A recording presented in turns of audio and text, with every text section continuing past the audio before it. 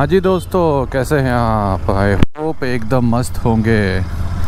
तो आज आपके लिए एक फ्रेश व्लॉग जिसमें हम चलाने वाले हैं हिमालयन 450, जिसको कंपेयर करने वाले हैं अपनी इंटरसेप्टर 650 से। वैसे तो कंपैरिजन नहीं बनता, बट स्टिल नई टेक्नोलॉजी है, नया इंजन है। पुणे का ट्रैफिक। तो अभी हम जा रहे हैं किंग्स ऑटो राइडर वाकड़, जो कि मुंबई पुणे एक्सप्रेस वे पर है। वहाँ हम लेंगे हिमालयन 450 की टेस्ट राइड और एक ओवरव्यू कंपेयर करेंगे हमारी इंटरसेप्टर 650 से। और आपको मैं एक ऑनेस्ट इम्प्रेशन बताऊंगा कि जब एक इंटरसेप्टर 650 यूज़र हिमालयन 450 चलाता है तो उसे क्या फील होता है। इंटरसेप्टर 650 का जो इंजन है 650 सीसी, वो अभी तक का रॉयल एनफील्ड का सबसे पावरफुल इंजन है। यही इंजन मीटियोर 650 में भी लगता है। हालांकि ये इंजन कंपैरेटिवली आपके हिमालयन 450 से थोड़ा सा ओल्डर टेक्नोलॉजी का है। Older technology in the terms of like, जैसे एक चीज़ लें अगर, वहाँ पर जैसे उसका जो इंजन सेटअप है वो DOHC सेटअप है और इसका SOHC। अभी DOHC और SOHC क्या होता है दोस्तों, क्विक समझाता हूँ आपको।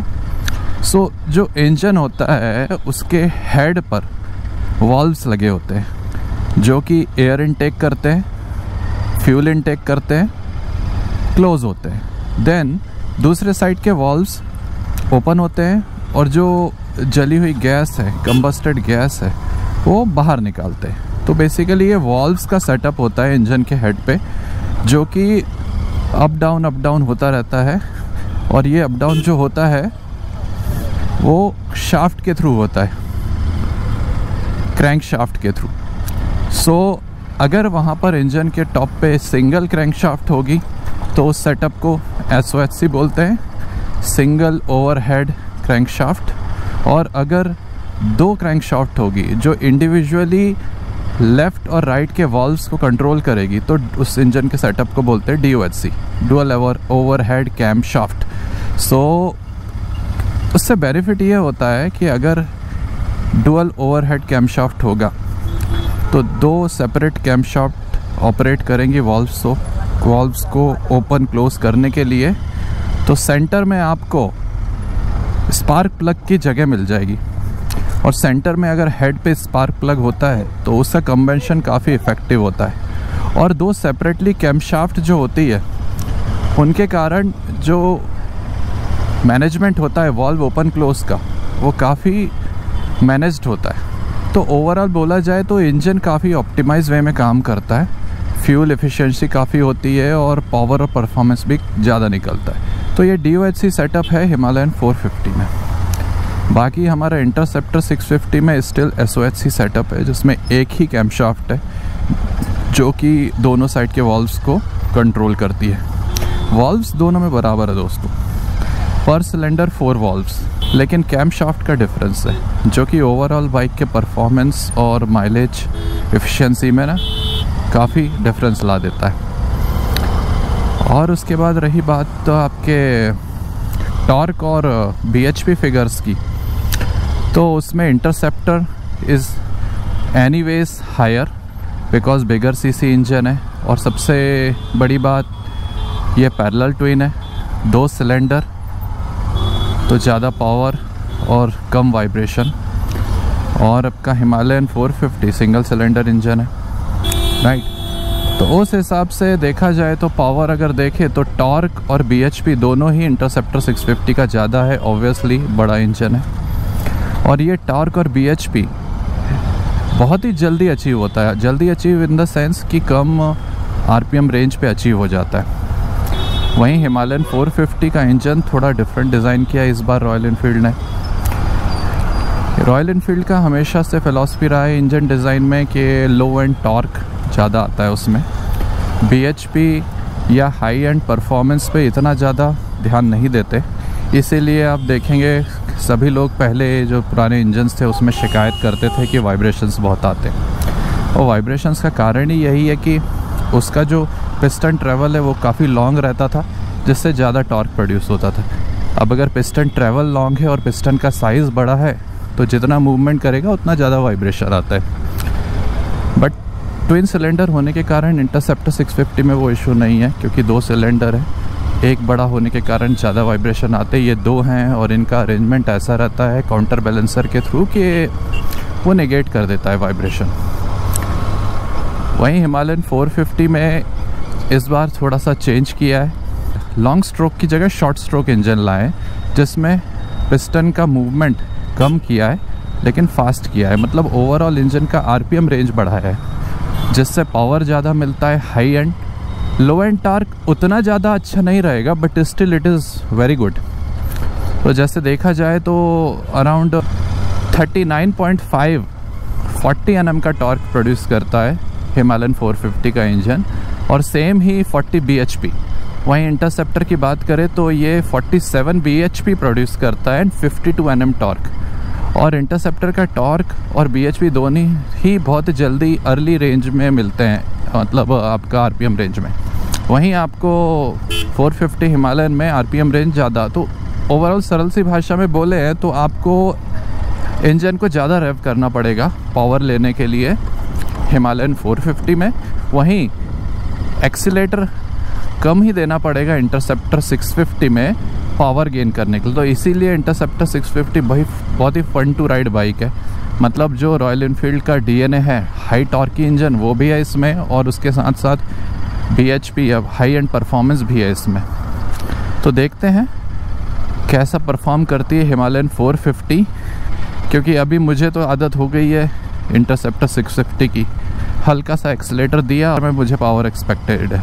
अभी देखते हैं रॉयल एनफील्ड का नया वाला इंजन शेरपा 450 किस तरीके से परफॉर्म करता है। ऑब्वियसली उसका एक सेपरेट कैरेक्टरिस्टिक है, बट स्टिल जब एक रेगुलर इंटरसेप्टर 650 यूज़र हिमालयन 450 चलाता है तो क्या इम्प्रेशन और एक्सप्रेशन होते हैं। तो ये आ गया है showroom Kings Auto Rider Wakad. देखते हैं यहाँ पर टेस्ट राइड के लिए हिमालयन 450 अवेलेबल है या नहीं। होनी तो चाहिए, काफ़ी टाइम हो गया है अभी। काफ़ी लोग, बाइक तो दिख रही है बट आई डोंट नो ये टेस्ट राइड बाइक है या तो फिर किसी की डिलीवरी के लिए। चलिए पता करते हैं मिल पाती है हमें टेस्ट राइड आज या नहीं। A few moments later. तो हाँ भाई साहब, हमें हिमालयन मिल गई है टेस्ट राइड के लिए। चलिए अब देखते हैं कैसा परफॉर्म करती है। कंसोल देख रहे हो आप इसका, एकदम चकाचक। हाइट तो काफ़ी है, 5'9" अराउंड मेरी हाइट है, उसके बाद भी टिप्टो कर रहा है मुझे ये। चलो लेते हैं इसका टेस्ट राइड। सो दोस्तों, overall stance is big, it's a big bike. ये बिग बाइक का स्टैंस देती है। अगर आपको बड़ी बाइक्स पसंद है तो बिल्कुल ये आपको देख के ना निराश नहीं करेगी।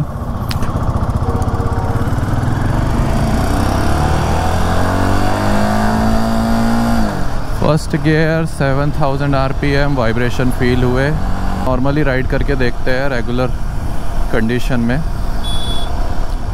हाँ ऑब्वियसली जैसे मैंने कहा टॉर्क थोड़ा हाई RPM रेंज पे आता है, but still it feels good.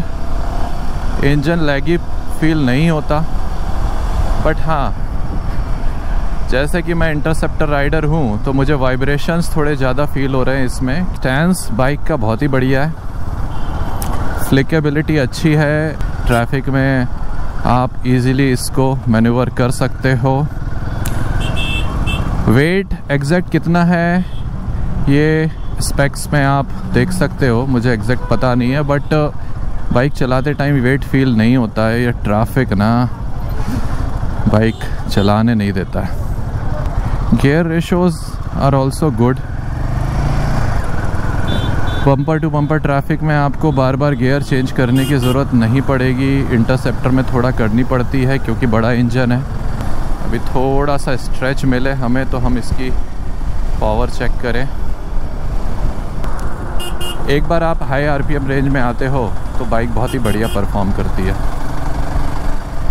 मज़ा आ जाएगा आपको हाई एंड में। पुल इज़ वेरी गुड, ऑल दो लोअर आरपीएम रेंज में आप कंपेयर करो अगर स्पेसिफिकली इंटरसेप्टर से तो थोड़ा कम फील होगा, लेकिन आप अगर ऐसे बाइकर हो जिन्होंने अभी तक अराउंड 300 या 350 या 200 सीसी की बाइक चलाई है तो आपके लिए ये बहुत ही अच्छा ऑप्शन है। आपको बहुत ही बढ़िया डिफरेंस फील होगा आपके एग्जिस्टिंग बाइक में, और इसके सस्पेंशन बहुत ही शानदार है दोस्तों, बहुत ही शानदार। आपको बिल्कुल कुछ भी फील नहीं होगा। ऑल्दो अभी मुझे मौका तो नहीं मिल पाएगा इस टेस्ट राइड में ऑफ रोड पे जाने का, बट स्टिल इन रोड्स में जितने भी पैचेस आ रहे हैं ना, मुझे बिल्कुल भी फील नहीं हो रहे हैं पैचेस। चलिए सर्विस रोड लेते हैं यहाँ से ना, तो सर्विस रोड पे थोड़ा सा ऑफ रोडिंग टाइप का मज़ा मिलेगा अपने को। ज़्यादा तो नहीं, बट जितना भी मिल पाए, जितना हम इस टेस्ट राइड के ड्यूरेशन में टेस्ट कर पाएँ उतना आपको बताते हैं। तो ये थोड़ा सा रफ पैच पे आते हैं हम लोग, और हाँ turning radius is also very good, घूम जाती है बाइक। बेसिकली इंटरसेप्टर में ये है कि वो थोड़ा सा हैवी फील होती है आपको आइडल स्टेट में। इसका वेट मैनेजमेंट अच्छा है, ये आइडल स्टेट में उतनी हैवी फील नहीं हो रही है। तो जो आपको पार्किंग से निकालने में ऊंची नीची जगह अगर खड़ी हो गई आपकी बाइक, तो इंटरसेप्टर ने तो दोस्तों सही में ना एक बंदा लगता है पीछे से खींचने के लिए। अगर हाइट पे खड़ी हो गई और आपको रिवर्स डायरेक्शन में ना खींचना है उसको, तो वो एक दिक्कत है। इसमें तो थोड़ा सा टिपटो हो रहा है, but I can move it easily, तो वो एक अच्छी बात है। ओवरऑल वेट का फैक्टर होगा, कितना वेट है उसका और डिफरेंस वो देखना पड़ेगा। अभी तक कोई रफ पैच नहीं आया जिसमें समझ में आए। ओवरटेक टेस्ट करें, हाँ good, overtake is good. Overall दोस्तों बोलूँगा मैं कि अगर आप एक एडवेंचर टूरर देख रहे हो और आपका बजट उतना हाई नहीं है, तो आप इसको डेफिनेटली कंसीडर कर सकते हो। पावर है, परफॉर्मेंस है, ब्रेकिंग इज़ ऑल्सो गुड। अभी जैसे मैंने सडन ब्रेकिंग किया तो ब्रेकिंग इज़ ऑल्सो गुड। और सबसे अच्छी बात, अगर आपको चाहिए एक बड़ी बाइक तो ये बिल्कुल आपको निराश नहीं करेगी। और रोड प्रेजेंस भी काफ़ी अच्छा है इस बाइक का, कलर्स काफ़ी अच्छे हैं, और हेड टर्नर भी है दोस्तों। भीड़ में अगर आप जाओगे तो ऑब्वियसली लोग देखेंगे। हाँ, यहाँ पर थोड़ा समझ में आया इसका सस्पेंशन कैसा है। तो सस्पेंशन सेटअप ना बहुत ही शानदार है, ये तो मैं बोलूँगा। एज है ये इंटरसेप्टर से, हालांकि दोनों बाइक्स की कैटेगरी डिफरेंट है, बट स्टिल सबसे महंगी बाइक थी इंटरसेप्टर जब रॉयल एनफील्ड ने लॉन्च करी थी उनकी। तो suspension setup what ever category it is smooth होने चाहिए, इतना तो एक्सपेक्ट करते हैं बायर्स अगर इतना पैसा दे रहे हैं तो, जो कि यहाँ मुझे फील हो रहा है। इंटरसेप्टर का इतना ज़्यादा स्मूथ नहीं है सस्पेंशन सेटअप। और हाँ, राइडिंग पोजीशन, इसके बारे में तो बताना ही भूल गया। Riding position is also very good. Interceptor में हमने थोड़ा हैंडल एक्सटेंड करवाया था, हैंडल बार एक्सटेंड करवाया था, क्योंकि अगर लॉन्ग रूट पे जाते हो आप तो जो सिटिंग पोस्चर है वो थोड़ा सा इंटरसेप्टर का लीन था, हल्का सा, इतना ज़्यादा नहीं, जीटी के जैसा नहीं। जीटी में तो आपको बहुत ही झुकना पड़ता है, थोड़ा रिस्ट पे और बैक पे आपके लोड आता है जीटी के केस में। लेकिन इंटरसेप्टर इज़ गुड, उसमें आपको इतनी तकलीफ़ नहीं होगी। लेकिन इसका स्टैंस पोस्चर तो उसी तरीके से एक्चुअली बनाया गया है कि ये एडवेंचर टूरर कैटेगरी की बाइक है, ख़ास करके टूरर, तो उस हिसाब से ही इसका स्टैंस बनाया गया है ताकि राइडर को जो राइडर ट्रायंगल है वो काफ़ी रिलैक्स्ड रहे, राइडर को कभी भी ना ऐसा झुकना ना पड़े। और झुकना अगर नहीं पड़ेगा तो आप लॉन्ग रूट पर जा सकते हो। और seat is also comfortable. Although seat के मामले में मुझे इंटरसेप्टर की सीट थोड़ी सॉफ्ट लगी, ये थोड़ी सी हार्ड फील हो रही है, बोर्ड उस तरीके से नहीं है।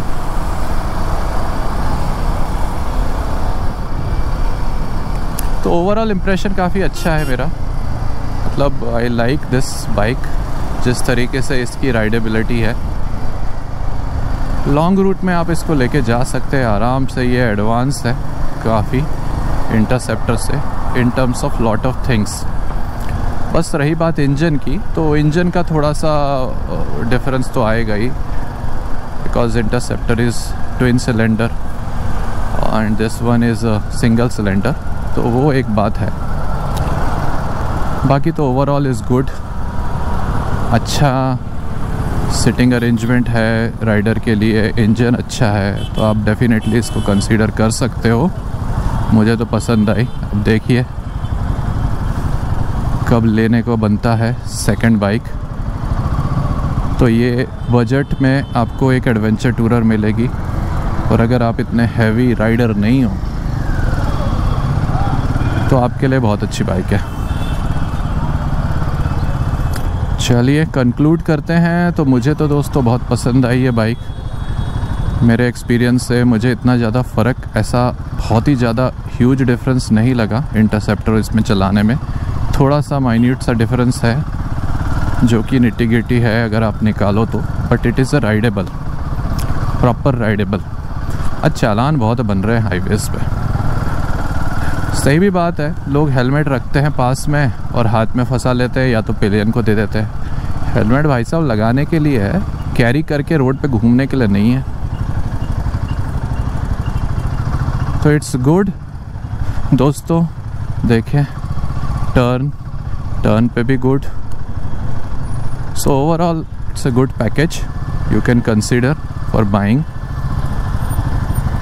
आई also like it as a Interceptor user. और हम फिर से फंस गए इस भारी ट्रैफिक में। निकाला जाए जल्दी जल्दी।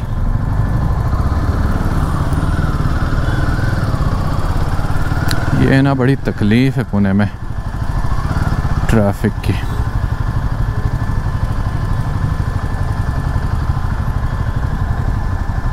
तो अभी दोस्तों मेरे पैर पे लग रही है गरम गरम हवा, क्योंकि अभी हम हैं बम्पर टू बम्पर ट्रैफिक में।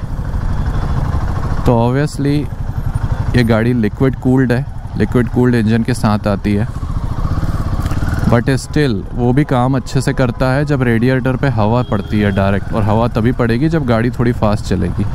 और अभी हम लोग हैं इस बम्पर टू बम्पर ट्रैफिक में, तो गाड़ी चल नहीं रही है इतनी फास्ट, तो उसकी जो पूरी हवा है ना लग के सामने से वो मेरे पैरों पे जा रही है। तो ऑब्वियसली इसमें फ़ैन नहीं है, आई बिलीव नहीं है, राइट। अगर फ़ैन होता तो वो और हवा थ्रो करता पैर पे। आई डोंट नो एग्जैक्टली, आप कमेंट करके बताइए इसमें फ़ैन है कि नहीं है, उतना डिटेल में नहीं देख पाया मैं स्पेक्स। बट ओवरऑल जैसे ही हवा लगती है रेडिएटर पे स्पीड पकड़ती है, तो आपके पैरों को भी ना ठंडी हवा लगने लगती है। अच्छी खासी राइड हो गई हमारी सब टाइप की कंडीशन में। So it's good. ये भी एक अच्छी बात है रॉयल एनफील्ड की, इसने भी अब यूज़र एक्सपीरियंस और कस्टमर एक्सपीरियंस पे बहुत अच्छा काम किया है। तो दोस्तों मेरी तो इंटरसेप्टर रॉयल एनफील्ड की दूसरी बाइक है। उसके पहले मेरे पास इलेक्ट्रा थी 350 सिल्वर कलर की, अराउंड 2015 में लिया था मैंने। उसके बाद 2019 में मैंने इंटरसेप्टर ली। डेफिनेटली आप कंसीडर कर सकते हो, मुझे तो भाई पसंद आई। आप भी आके टेस्ट राइड लीजिए, कस्टमर एक्सपीरियंस बहुत अच्छा है, आपको टेस्ट राइड दी जाएगी, टेस्ट राइड लीजिए, खुद समझिए, चलाइए गाड़ी को, एक्सपीरियंस कीजिए और फिर डिसाइड कीजिए। लगभग 2 महीने का वेटिंग पीरियड है इसका, मैंने कंफर्म किया, तो आप बुकिंग करिए और उसके बाद आपको ये 2 महीने में अवेलेबल हो जाएगी। तो ये एक अच्छी बात है, अभी वेटिंग भी कम हो गई है। चलिए हम लौट चुके हैं शोरूम और हमारा रहा एक्सपीरियंस बहुत ही शानदार। So this is very good experience, heads of royal Enfield.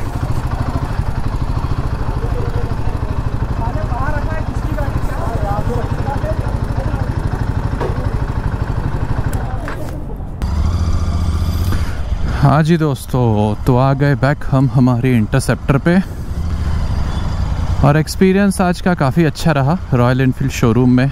Himalayan 450 की टेस्ट राइड, बाइक तो वाकई में काफ़ी अच्छी है। इवन दो इंटरसेप्टर राइडर भी अगर उसे चलाए ना, तो पावर की इतना ज़्यादा कमी नहीं फील होती। ऑल दो इंटरसेप्टर के इनिशियल टॉर्क और पिकअप की बात अलग है, but still it's a good option अगर आप अपग्रेड करना चाहते हैं 200 या 350 सीसी बाइक से। But it's good considerably. जो टेक्नोलॉजी उसमें यूज़ की है प्राइस पॉइंट ऑफ व्यू से, suspension setup is very good, braking is very good, और ओवरऑल गियर रेशियोज़, बाइक की ridability is also very good. So कहीं भी ऐसा कोई पॉइंट फील नहीं हुआ कि इसमें कोई चीज़ की कमी रह गई। और तो और एक और अच्छी बात पता चली दोस्तों कि रॉयल एनफील्ड ने अभी अपना बायबैक प्रोग्राम स्टार्ट किया, जो कि सारी बाइक्स पे अप्लाई होता है A to Z। और बायबैक प्रोग्राम का मतलब ये नहीं है कि वो आपकी पुरानी गाड़ी खरीदेंगे, है ना, वो नहीं है। मुझे वही कन्फ्यूजन था। बायबैक प्रोग्राम का मीनिंग ये है कि अब से लेके जो भी बाइक्स सेल करेगा रॉयल एनफील्ड, उसके साथ आपको ऑप्शन देगा।